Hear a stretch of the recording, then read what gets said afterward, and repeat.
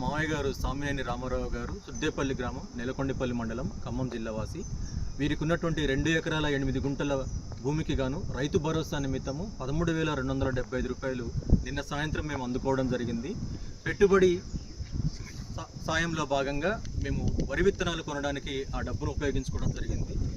కార్యక్రమంలో భాగంగా రైతులకు ఇంతటి సహకారాన్ని అందించినటువంటి ముఖ్యమంత్రి వర్యులు, అలాగే మంత్రివర్యులైనటువంటి పొంగులేటి శ్రీనివాసరెడ్డి గారు, తుమ్మల నాగేశ్వరరావు గారు, ఉప ముఖ్యమంత్రి బట్టి విక్రమార్క గారు అందరికీ కూడా రైతుల తరఫు నుంచి, రైతు సంఘాల తరఫు నుంచి ఒక ప్రత్యేక ధన్యవాదాలు తెలియజేసుకుంటున్నాను. ధన్యవాదాలు.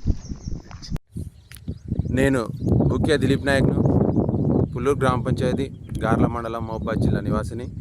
మరి సకాలంలో ఈ యొక్క రైతు భరోసా, ఈ యొక్క డబ్బులు వేయడం ఈ యొక్క ఇందిరమ్మ రాజ్యంలో మరి ఎంతో హర్షణీయము.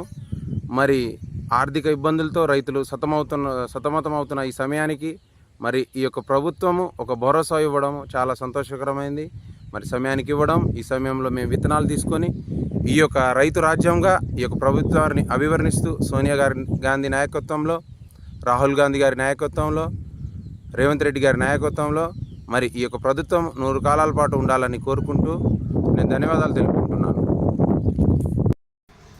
నా పేరు దుర్గం ప్రభాకరు, గ్రామం కొమర్లగూడెం, మండలం గంగారం, జిల్లా మహబూబాబాద్.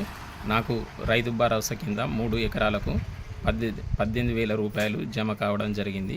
ఇటీ మొత్తాన్ని నేను విత్తనాలు, ఎరువులు కొనుక్కోవడానికి ఉపయోగిస్తున్నాను.